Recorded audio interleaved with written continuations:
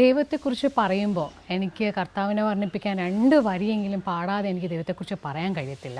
ഇത്രയും സ്നേഹിച്ചാൽ പോരാ, അങ്ങേ ഇത്രയും ആരാധിച്ച പോരാ, എനിക്കുള്ളതിനേക്കാൾ എൻ ജീവനേക്കാൾ അങ്ങേ സ്നേഹിപ്പാനാണെനിക്കാശ. തിരുവനന്തപുരം സ്വദേശിനിയായ ശ്രീലത ഒരു പ്രവാസിയാണ്. പ്രവാസ ജീവിതത്തിനിടയിലും ലഭിക്കുന്ന എല്ലാ അവസരങ്ങളിലും ജീവനുള്ള ദൈവത്തെ ഉയർത്തുവാൻ ശ്രീലത മടിക്കാറില്ല.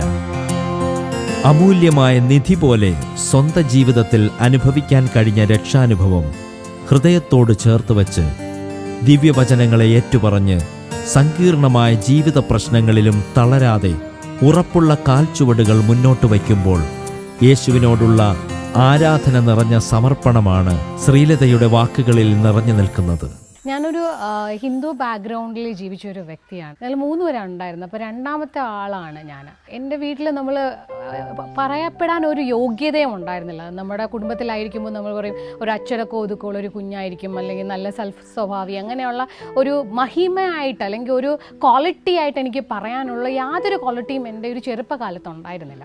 ഞാൻ ചെറുപ്രായത്തിൽ ദൈവത്തിനെ എങ്ങനെ അറിഞ്ഞു എന്ന് ചോദിച്ചു കഴിഞ്ഞാൽ, ഞാൻ പഠിക്കാൻ പോകുന്ന കാലഘട്ടത്തിൽ, അതായത് ഒരു 8th സ്റ്റാൻഡേർഡൊക്കെ ആയിരുന്ന സമയത്ത് എനിക്കൊരു ടീച്ചർ ഉണ്ടായിരുന്നു. ടീച്ചർ ഒരു ക്ലാസ് കഴിഞ്ഞ ശേഷം ദൈവത്തെക്കുറിച്ച് ഇങ്ങനെ പറയുമായിരുന്നു. ആ സമയത്ത് ഉള്ളിൻ്റെ ഉള്ളിൽ ആ ദൈവസ്നേഹം എന്നൊന്ന് രുചിച്ചറിഞ്ഞു, പക്ഷെ അത്രത്തോളം ഡീപ്പായിട്ടൊന്നും പോയിട്ടില്ല. അപ്പോൾ എനിക്ക് പറയാനുള്ളത്, ഞാനൊരു ടീച്ചറാണ്, പക്ഷേ നമുക്ക് എന്താണോ ദൈവത്തെക്കുറിച്ച് അറിഞ്ഞ കാര്യം അത് മറ്റുള്ളവരോട്, അത് ഏത് സമയമായിക്കോട്ടെ, ദൈവത്തെക്കുറിച്ച് നമ്മൾ പറയണം. അതൊരു സുവിശേഷം. ആ ഒരു ടീച്ചർ സുവിശേഷം പറഞ്ഞതുകൊണ്ടാണ് എനിക്ക് എപ്പോഴും റീകളക്ട് ചെയ്ത് ഞാൻ പറയുമ്പോൾ ആ മുന്നത്തെ കാര്യം ഞാൻ ഓർമ്മയിൽ വെക്കുന്നത്. അതിനുശേഷം എൻ്റെ ഒരു 12th സ്റ്റാൻഡേർഡൊക്കെ ആയപ്പോൾ ഞാനൊരു ആവറേജ് സ്റ്റുഡൻ്റ് ആയിരുന്നു. പഠിക്കാൻ വലിയ മുന്നോട്ടൊന്നുമുള്ളൊരു കുട്ടിയൊന്നും ആയിരുന്നില്ല, ഒരു ആവറേജ് സ്റ്റുഡൻ്റ് ആയിരുന്നു. അപ്പോൾ 12th ആയപ്പോൾ എനിക്ക് നല്ല മാർക്ക് വാങ്ങിക്കണമെന്നൊരു ചിന്ത എൻ്റെ ഉള്ളിൽ ഉണ്ടായിരുന്നു. ഞാൻ ട്യൂഷനൊന്നും പോയിട്ടുണ്ടായിരുന്നില്ല. സ്കൂൾ വിദ്യാഭ്യാസ സമയത്ത് ഞാൻ നല്ല അതായത് ഒരിക്കലും അംബീഷൻ ഉണ്ടായിരുന്നു എപ്പോഴും. ആ സമയത്തായിരുന്നു ഞാൻ നന്നായിട്ട് ഹാർഡ് വർക്ക് ചെയ്യും. ഞാൻ മുമ്പ് ചെയ്തതിനെക്കാട്ടി അപ്പുറമായിട്ട് നല്ലതായിട്ട് ഹാർഡ് വർക്ക് ചെയ്യായിരുന്നു. പക്ഷേ 12th എക്സാമിൻ്റെ റിസൾട്ട് വന്ന സമയത്ത് ഞാൻ ഹിസ്റ്ററി എന്ന വിഷയത്തിന് ഫെയിലായിപ്പോയി. അതെൻ്റെ ജീവിതത്തിൽ ഏറ്റവും വലിയൊരു ട്രാജഡി ആയിരുന്നു. കാരണം വെച്ചാൽ നമുക്കറിയാം, ഒബിയസ്ലി നമ്മൾ പഠിച്ചിട്ട് നമ്മൾ തോക്കുമ്പം വീട്ടുകാരൊക്കെ നമ്മൾ പഠിക്കാതെയാണല്ലോ നീ ഫെയിലായെന്ന് പറയും. പക്ഷേ ഞാൻ അത്രത്തോളം ഹാർഡ് വർക്ക്, ഞാൻ പറഞ്ഞല്ലോ ഞാനൊരു ആവറേജ് സ്റ്റുഡൻ്റ് ആയിരുന്നു, എന്നിട്ട് പോലും ആ ഒരു വിഷയത്തിൽ ഞാനിങ്ങനെ ഫെയിലിയർ ആയിപ്പോയി. അപ്പോൾ അതെൻ്റെ ജീവിതത്തിൽ വലിയ ഡിപ്രഷൻ പോലൊരു അവസ്ഥയിലോട്ടാണ് ഞാൻ കടന്നു പോയിരുന്നത്. അപ്പോൾ ഞാൻ എൻ്റെ വീട് റോഡരിയത്തായിരുന്നു. അപ്പോൾ എല്ലാവരും എൻ്റെ കൂടെ പഠിച്ചവരെല്ലാം ഡിഗ്രിക്കൊക്കെ പോകുന്ന സമയത്ത് ഞാൻ ആ ഒരു പുറത്തോട്ടൊന്നും ഇറങ്ങുപോലും ഇല്ലാതെ ഞാൻ ആ വിഷമിച്ച ഒരു സ്റ്റേജിലാണ് നിന്നത്. അപ്പോൾ എൻ്റെ കൂടെ പഠിച്ച എൻ്റെ ഒരു ഫ്രണ്ടാണ് ചർച്ചിലോട്ട് ഇൻവൈറ്റ് ചെയ്യും, നീ ആരാധനയ്ക്ക് വിഷമിച്ചൊന്നും ഇങ്ങനെ ഇരിക്കേണ്ട കാര്യമില്ലെന്ന് പറഞ്ഞ് ഒരു ദിവസം എന്നെ അവരുടെ ചർച്ചിലോട്ട് കൊണ്ടുപോയി ആരാധിക്കാനും പ്രാർത്ഥിക്കാനും. അവിടെ ഏറ്റവും കൂടുതൽ എന്നെ വർഷിപ്പ് ചെയ്യുന്ന സമയത്ത് ദൈവത്തിനെ ആരാധിക്കുമ്പോൾ എനിക്ക് വലിയൊരു സമാധാനം കിട്ടിയിട്ടുണ്ടായിരുന്നു. ആ ഒരു സമാധാനം, ദൈവിക സമാധാനം എൻ്റെ ഉള്ളിൽ നിറയാൻ തുടങ്ങി. ആ സമയത്ത് ഞാൻ പറഞ്ഞിട്ടുണ്ടായിരുന്നു, എനിക്കൊരു അംബീഷനുള്ളൊരു വ്യക്തിയാണ്. ഞാൻ എപ്പോഴും എന്തെങ്കിലും തകർച്ച വന്നു കഴിഞ്ഞാൽ ഞാൻ അവിടെ സ്റ്റോപ്പായി പോകും എന്ന് ചിന്തിച്ചിട്ടുണ്ടായിരുന്നില്ല. ദൈവം ഉയർത്താൻ ശക്തനാണെന്നും അല്ലെങ്കിൽ വലിയ ദൈവം ചെയ്യുമെന്നുള്ള കാര്യങ്ങളെല്ലാം കേൾക്കുമ്പോൾ എനിക്ക് ആ റിസൾട്ട് വരുമ്പോൾ, അല്ലെങ്കിൽ ഞാൻ റീവാലുവേഷന് കൊടുത്തിട്ടുണ്ടായിരുന്നു, അതാൽ ദൈവം അത്ഭുതങ്ങളുടെ ദൈവമാണ്, അപ്പോൾ എന്തെങ്കിലും ഒരു മിറാക്കിൾ എൻ്റെ ജീവിതത്തിൽ ഉണ്ടാവുമെന്ന് ഞാൻ വിശ്വസിച്ചിരുന്നു. പക്ഷേ റിസൾട്ട് വന്നപ്പോൾ പിന്നെയും റീവാലുവേഷന് എൻ്റെ മാർക്ക് കുറഞ്ഞതായിട്ട് തന്നെ തന്നു. എനിക്ക് ഒരു മാറ്റവും അതിലുണ്ടായിരുന്നില്ല. പക്ഷേ എങ്കിൽ പോലും ഞാൻ ആ ദൈവത്തെ കൈവിട്ടില്ല. നമ്മൾ പറയുമല്ലോ, എന്തെങ്കിലും കിട്ടാൻ വേണ്ടി ദൈവത്തിനെ സമീപിക്കുകയല്ല ഞാൻ ചെയ്തത്. എൻ്റെ ദൈവത്തെ ഞാൻ ആ സമയത്ത് ആ ദൈവീയ സ്നേഹം രുചിച്ചറിയുകയാണ് ചെയ്തത്. ദൈവത്തിന് രുചിച്ചറിഞ്ഞ ഒരു വ്യക്തി പോലും ദൈവത്തിൽ നിന്ന് അകന്നു മാറത്തില്ല. ആ സ്നേഹം രുചിച്ചറിഞ്ഞതുകൊണ്ടായിരിക്കും ഞാൻ പിന്നെയും വീട്ടിലൊരു ട്യൂഷനൊന്നും പോകാനുള്ളൊരു സാമ്പത്തിക ഭദ്രതയുള്ള ഒരു കുടുംബത്തിലെ അംഗമായിരുന്നില്ലാത്തത് കൊണ്ട് ഞാൻ വീട്ടിൽ നിന്ന് തന്നെ പഠിക്കുകയൊക്കെ ചെയ്തു. നല്ല മാർക്കോടെ എനിക്ക് ആ ഒരു 12th ആ ഗ്രേഡ് പാസ്സാനിടയായി. ആ സമയത്ത് എനിക്ക് അവിടുത്തെ ആൻറ്റിയും അങ്കിളുമാണ് എന്നെ ഒരുപാട് സപ്പോർട്ട് ചെയ്യും, എന്നെ പഠിപ്പിക്കാനും എല്ലാ കാര്യത്തിനും സപ്പോർട്ട് ചെയ്തത്. ആ എക്സാമിന് നല്ല മാർക്കോടെ വന്നപ്പം എനിക്ക് കോളേജിൽ അഡ്മിഷൻ കിട്ടി. എനിക്കിഷ്ടമുള്ള കോളേജിൽ എനിക്ക് ജോയിൻ ചെയ്യാൻ പറ്റുന്നൊരു ഓപ്പർച്യൂണിറ്റിയാണ് എൻ്റെ കണ്ണിൻ്റെ മുമ്പിൽ വന്നത്. അതിനുശേഷം ഞാൻ യൂണിവേഴ്സിറ്റി കോളേജിൽ പൊളിറ്റിക്സ് എന്ന വിഷയം എടുത്തിട്ട് ഞാൻ ഹയർ സ്റ്റഡീസിന് ചെയ്തു തുടങ്ങി. ആ സമയത്തും നമ്മൾ പറയത്തില്ലേ, നമ്മൾ ഒരു ഹിന്ദു ബാക്ക്ഗ്രൗണ്ടിൽ നിന്ന ഒരു വ്യക്തിയാണ് ഞാൻ. ആ ഒരു സിറ്റുവേഷനിൽ ഞാൻ ആ ചർച്ചിൽ പോയി. ആ ഡിഗ്രിയുടെ ആ റിസൾട്ട് കഴിഞ്ഞ് ഞാൻ കോളേജ് വിദ്യാഭ്യാസ സമയത്ത് എൻ്റെ കൂട്ടുകാരോടൊപ്പം ഞാൻ ആ ചർച്ച് കുറച്ച് അകന്ന് നിന്നൊരു ടൈമായിരുന്നു ആ ഒരു പീരീഡ്. ദൈവത്തിൽ നിന്ന് അകന്നല്ല, പക്ഷേ ദൈവീയ സ്നേഹം എൻ്റെ ഉള്ളിലുണ്ടായിരുന്നു. ഏത് സമയത്തും ദൈവത്തിനെക്കുറിച്ച് ഞാൻ എപ്പോഴും പറയുന്ന ഒരു വാക്കാണ് യേശു അപ്പച്ച എന്ന് എപ്പോഴും ഞാൻ വിളിക്കും. എൻ്റെ ഫ്രണ്ട്സ് ഇപ്പോൾ കാണുമ്പോഴും എൻ്റെ അടുത്ത് പറയാറുണ്ട്. എപ്പോഴും ഞാൻ ആ ദൈവത്തെ ഞാൻ ഒരിക്കലും ഏത് സമയത്തും മറ്റുള്ളവരുടെ മുമ്പിൽ എനിക്ക് പറയാൻ ഒരു ലജ്ജയും ഉണ്ടായിരുന്നില്ല. ഞാൻ കോളേജ് വിദ്യാഭ്യാസ സമയമൊക്കെ കഴിഞ്ഞു. അത് കഴിഞ്ഞിട്ട് ഞങ്ങൾക്കൊരു KSL ഉണ്ടായിരുന്നു. ആ സമയത്താണ് എൻ്റെ ഒരു അടുത്തുള്ളൊരു ചേച്ചി KSLലോട്ട് എന്നെ ഇൻവൈറ്റ് ചെയ്തതും KSL പോകുന്നതും. KSLും എൻ്റെ ജീവിതത്തിൽ കൂടുതൽ ആ ഒരു കൂട്ടായ്മ, ദൈവത്തെക്കുറിച്ച് അറിയുവാനും, അല്ലെങ്കിൽ നമ്മളൊരു വീട്ടിലൊരു അംഗത്വത്തിന് എന്തെങ്കിലും പ്രശ്നം ഉണ്ടെങ്കിൽ അവരോട് സംസാരിക്കുമ്പോൾ കുറേ റിലീഫ് കിട്ടിയിട്ടുണ്ടായിരുന്നു. അവിടെ നമ്മൾ എന്താവശ്യമാണ് പ്രാർത്ഥിക്കുന്നത്, കർത്താവിൻ്റെ ഒരു വചനമുണ്ട്, 2 or 3 പേർ കർത്താവിൻ്റെ നാമത്തിൽ എവിടെ കൂടുന്നു അവിടെ മധ്യയിൽ ഇറങ്ങി വരുന്നൊരു ജീവനുള്ള ദൈവം. ഒരുപാട് ആൾക്കൂട്ടം ഉണ്ടായിരുന്നില്ല, 3 or 4 പേരേ ഉണ്ടായിരുന്നുള്ളൂ ആ ഒരു KSL ടീമിൽ. ഞങ്ങൾ ആവശ്യം വെച്ച് പറയുന്ന വിഷയങ്ങളെല്ലാം ഞങ്ങൾ ഒരുമനപ്പെട്ട ഇരുന്ന് പ്രാർത്ഥിക്കുന്ന ആ സമയത്ത് ദൈവത്തിൻ്റെ ഒരു വലിയ പ്രവൃത്തി അവിടെ കാണാൻ പറ്റി.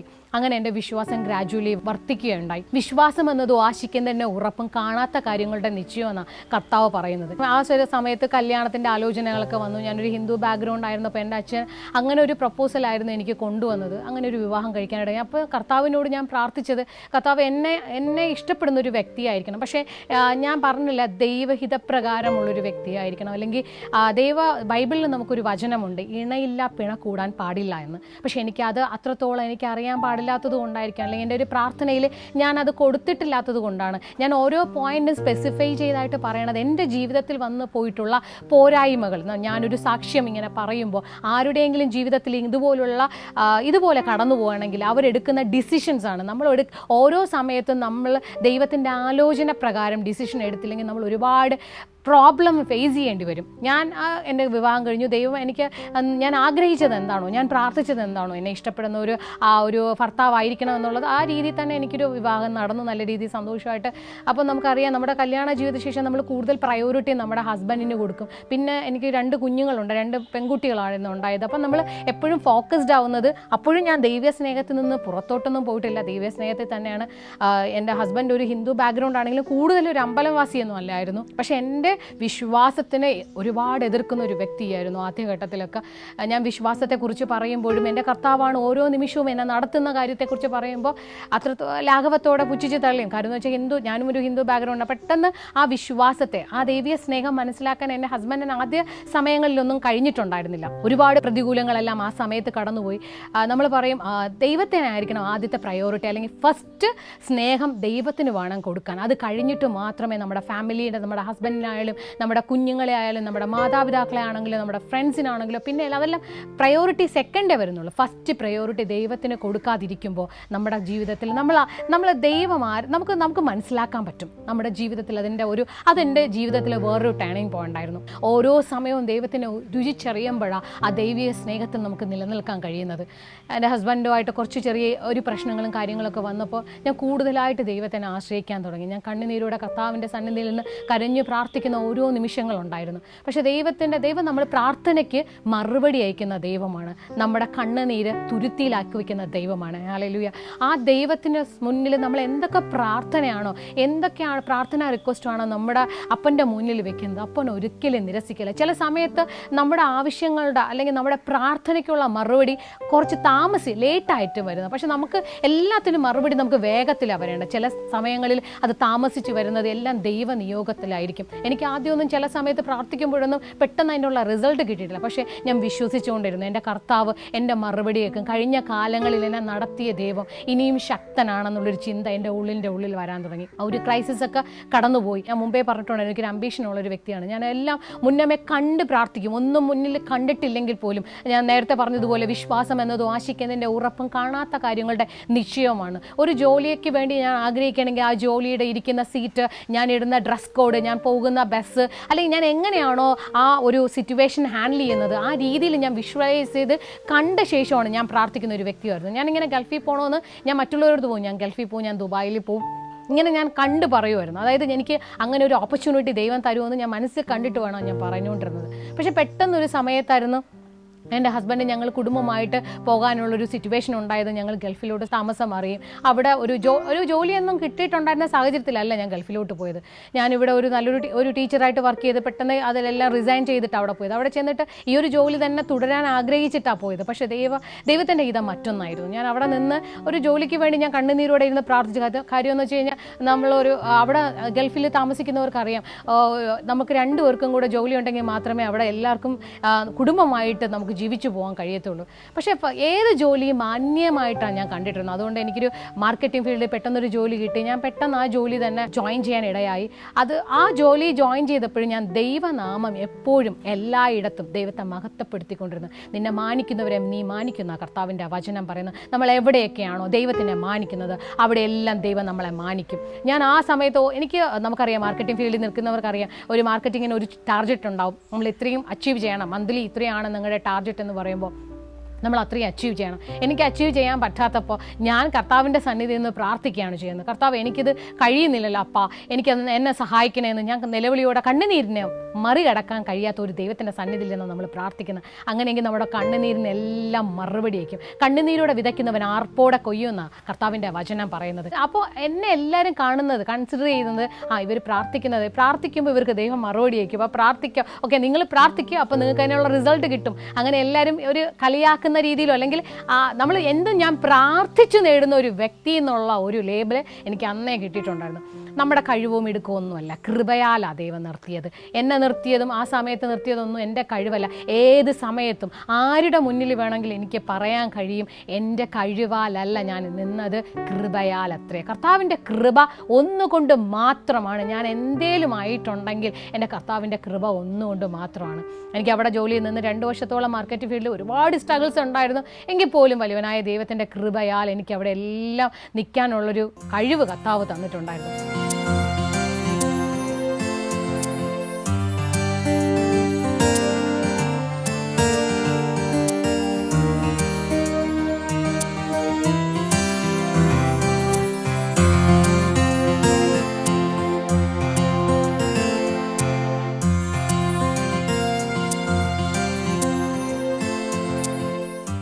ഒന്നുകൂടി ഞാൻ കൂട്ടിച്ചോർത്തോട്ടെ, ആ സമയത്തൊന്നും എനിക്ക് ആരാധനയ്ക്ക് പോകാൻ കഴിഞ്ഞിട്ടില്ല. നാട്ടിലായിരിക്കുമ്പോൾ ഹസ്ബൻഡ് ഗൾഫിലായിരിക്കുന്ന സമയത്ത് എനിക്ക് ആരാധനയിൽ കടന്നു പോകാൻ കഴിയും. കാര്യം എന്ന് വെച്ചാൽ അവിടെ ഇരിക്കുന്ന ആൾ പെട്ടെന്നൊന്നും കാണത്തില്ല. കാര്യം എന്ന് വെച്ചാൽ ഞാൻ ഹസ്ബൻഡിനെ പറഞ്ഞിട്ടല്ല ഞാൻ ആരാധനയ്ക്ക് പോയത്. ഹസ്ബൻഡ് ഒരിക്കലും എന്നെ ആരാധനയ്ക്ക് പോകാൻ സമ്മതിക്കത്തില്ലായിരുന്നു. ഹസ്ബൻഡ് അറിയാതെയായിരുന്നു ഞാൻ ചർച്ചിലൊക്കെ പൊയ്ക്കൊണ്ടിരുന്നത്. എനിക്ക് ഗൾഫിലോട്ട് പോകുമ്പോൾ എനിക്ക് അവിടുത്തെ ആ സ്ഥലങ്ങളൊന്നും അറിയാത്തതുകൊണ്ട് എനിക്ക് ആരാധനയ്ക്ക് പോകാൻ അറിയത്തില്ല. പക്ഷേ ഞാൻ എന്നും ബൈബിൾ റീഡ് ചെയ്യും. എനിക്ക് എന്തെങ്കിലും ആവശ്യം വരുമ്പോഴൊക്കെ ഞാൻ പ്രാർത്ഥിക്കാറുണ്ട്. ദൈവമായിട്ട് എനിക്കൊരു അടുപ്പം ഉണ്ടായിരുന്നു. എൻ്റെ ഹൃദയത്തിലൊരു അടുപ്പം ഉണ്ടായിരുന്നു. ഞാൻ ഏത് സമയത്താണ് എനിക്ക് വിഷമമുള്ള സ്റ്റേജ് ആണെങ്കിലും ഏത് സമയത്തും ഞാൻ ബൈബിൾ വായിക്കുകയും പ്രാർത്ഥിക്കുകയൊക്കെ ചെയ്യുന്ന ഒരു വ്യക്തിയായിരുന്നു. എനിക്ക് ആരാധനയില്ല. അപ്പം നമുക്കറിയാം ദൈവത്തിൻ്റെ ഒരു കൽപ്പനകളിൽ ഒന്നാണ് ആരാധന മുടക്കാൻ പാടില്ല. ആരാധന മുടക്കുന്നത് ദൈവത്തിന് ഇഷ്ടമുള്ളൊരു കാര്യമല്ല. അപ്പം ഞാൻ ഓരോ കാര്യങ്ങളും സ്പെസിഫൈ പറയുന്ന കാര്യമെന്ന് വെച്ചാൽ നമ്മുടെ ജീവിതത്തിൽ ആരാധന മുടങ്ങുമ്പോൾ ഉണ്ടാകുന്ന പ്രോബ്ലംസ്. എൻ്റെ ജീവിതത്തിൽ ആരാധന മുടങ്ങിയപ്പോൾ എൻ്റെ ജീവിതത്തിൽ ഒരുപാട് പ്രോബ്ലം ആയിരുന്നു. ഞാൻ ദൈവത്തെ അറിഞ്ഞ ഒരു വ്യക്തിയായിട്ടും ഞാൻ ബൈബിൾ റീഡ് ചെയ്യുന്ന ഒരു വ്യക്തിയായിട്ടും നമുക്ക് പ്രതികൂലങ്ങൾ വരുമ്പോൾ ശക്തനാകുന്ന ഒരു ദൈവമുണ്ട്. അല്ലെങ്കിൽ തെറ്റ് ചെയ്യാൻ പാടില്ലാത്ത സമയത്ത് നമ്മുടെ ഉള്ളിലുള്ളത് പരിശുദ്ധാത്മാവാണ്. അപ്പം നമ്മുടെ ഉള്ളിലുള്ള ദൈവം നമ്മളെ ഗൈഡ് ചെയ്യുന്ന ദൈവമാണ്. എന്നിട്ട് പോലും ആരാധന ഇല്ലാതിരുന്നപ്പോൾ സമയത്ത് ഞാൻ അതിൽ നിന്നെല്ലാം എനിക്ക് കുറേ വിഷമങ്ങളിലൂടെ എന്ന് പറഞ്ഞാൽ എൻ്റെ തെറ്റായ ഒരു പ്രവൃത്തി കാരണം നമുക്കറിയാം നമ്മുടെ ജീവിതത്തിൽ പലവിധ കാരണങ്ങൾ കൊണ്ട് നമ്മൾ തെറ്റിലോട്ട് വഴുതി പോവാം. അതൊന്നും നമ്മൾ ആരാധന ഇല്ലാത്തത് കൊണ്ടാണ് നമ്മൾ തെറ്റിലോട്ട് വഴുതി പോകുന്നത്. അതൊക്കെ എൻ്റെ ജീവിതത്തിൽ ഒരു വലിയ ടേണിംഗ് പോയിന്റ് ആയിരുന്നു. നമുക്കെല്ലാവർക്കും അറിയാം, കുടുംബജീവിതത്തിലാണെങ്കിലും സംസാരിക്കുമ്പോൾ വാക്കുകൾ പറയുമ്പോൾ ശരിയായ രീതിയിൽ സംസാരിക്കുവാൻ ഇല്ലാതിരിക്കുമ്പോൾ കുടുംബത്തിൽ പ്രശ്നങ്ങളും പ്രയാസങ്ങളും എല്ലാം ആ സമയത്ത് ഫേസ് ചെയ്യേണ്ടി വന്നിട്ടുണ്ട്. അതെല്ലാം നമ്മുടെ പ്രാർത്ഥനയില്ല, ഒരു ഗൈഡൻസ് ഇല്ലാത്തതിൻ്റെ എല്ലാം ബുദ്ധിമുട്ടെല്ലാം ഞാൻ ആ സമയത്ത് അഭിമുഖീകരിച്ച ഒരു വ്യക്തിയായിരുന്നു. കർത്താവിൻ്റെ കൃപയാൽ കൊറോണ ടൈമിൽ എൻ്റെ ഹസ്ബൻഡും എൻ്റെ കുഞ്ഞുങ്ങളും എല്ലാം നാട്ടിൽ തിരിച്ചു പോകേണ്ട അവസ്ഥ വന്നു. എൻ്റെ ജീവിതത്തിൽ ഒറ്റയ്ക്കായി പോയി, അല്ലെങ്കിൽ ജീവിതത്തിൽ ഇനി ഒന്നും എനിക്ക് ചെയ്യാനില്ല എന്നുള്ളൊരു സ്റ്റേജിലായിരുന്നു ആ ഒരു സമയം. അതായത് കൊറോണ കഴിഞ്ഞ സമയത്ത് എൻ്റെ ജീവിതത്തിലുണ്ടായ ഒരു സമയം എന്ന് പറഞ്ഞാൽ ഏറ്റവും ക്രൂഷ്യലായിട്ടുള്ള ഒരു പോയിൻ്റായിരുന്നു. എനിക്കിനി ജീവിതം മതിയായി, അല്ലെങ്കിൽ നമ്മുടെ കുടുംബജീവിതത്തിൽ കുറച്ച് പ്രശ്നങ്ങളും പ്രയാസങ്ങളൊക്കെ ഉണ്ടാകുമ്പോൾ നമ്മൾ തന്നെ ചിന്തിച്ചു പോകും, മാനുഷികമായി ചിന്തിച്ചു ഇനിയൊന്നും വേണ്ട, ഇവിടെ വെച്ചങ്ങ് നിർത്താം എന്ന് ചിന്തിക്കുന്ന സമയത്ത് കർത്താവിന് ഒരു പദ്ധതിയുണ്ട്. നമുക്ക് തക്ക സമയത്ത്, നമ്മൾ ആഗ്രഹിക്കുന്ന സമയമല്ല, കർത്താവിൻ്റെ ടൈമിൽ ഇസ്രായേൽ ജനത്തെ കൊണ്ടുപോകുമ്പോൾ ഫറവോൻ്റെ സൈന്യം പുറകിൽ വരുമ്പോൾ ചെങ്കടൽ തുറന്നത് ആ ടൈമിലാണ് ചെങ്കടൽ തുറന്നത്.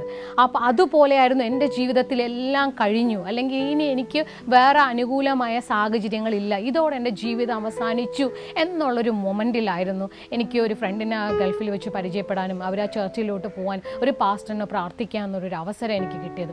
അത്രയും ടൈം ഇല്ലാത്ത. അപ്പോൾ ദൈവത്തിനറിയാം നമുക്ക് എപ്പോഴാണ് വേണ്ട, അല്ലെങ്കിൽ നമുക്ക് ദൈവത്തിൻ്റെ സപ്പോർട്ട് ആവശ്യമുണ്ട്, അല്ലെങ്കിൽ അവർ നശിച്ചു പോകും എന്നുള്ള ആ ചേറ്റിൽ കിടക്കുന്ന എന്നെ ആ ചേറ്റിൽ നിന്ന് വലിച്ച് കരം പിടിച്ചുയർത്തിയത് കർത്താവാണ്. ദൈവത്തിൻ്റെ കൃപയാൽ എനിക്ക് ചർച്ചിൽ പോകാനിടയായി. ആ ദേവദാസിനോട് സംസാരിച്ചപ്പോൾ ഞാൻ എൻ്റെ ഫാമിലിയിലെ പ്രശ്നങ്ങളും പ്രോബ്ലംസും എല്ലാം പറഞ്ഞു. പുള്ളി പാസ്റ്ററിൻ്റെ അടുത്ത് പറഞ്ഞതെന്ന് വെച്ച് കഴിഞ്ഞാൽ, ഹസ്ബൻഡ് വരുമ്പോൾ എനിക്കൊരു ½ ഒരു ടൈം തരുകയാണെങ്കിൽ നമുക്കെല്ലാം സംസാരിക്കാം.